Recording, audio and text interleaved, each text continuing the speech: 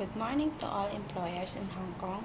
My name is Donna Bel Bautista Gansa, 38 years old, 150 centimeter and 52 kilograms.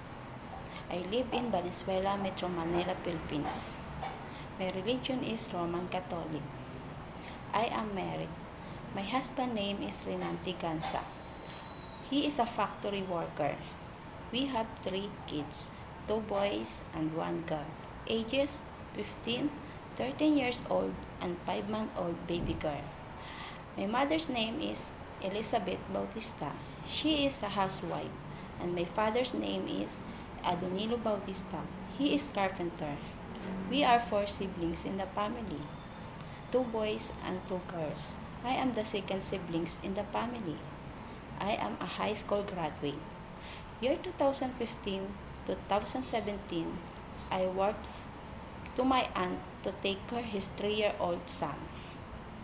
After that, I applied in Hong Kong year 2018.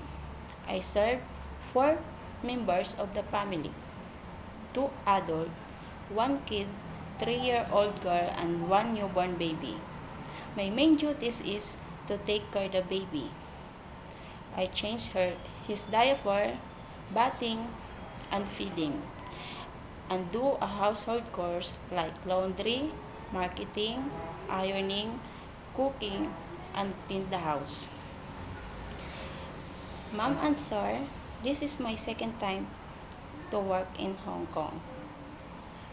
I'm honest, trustworthy, patient, and hardworking person.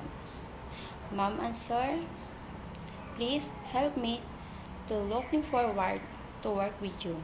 Thank you.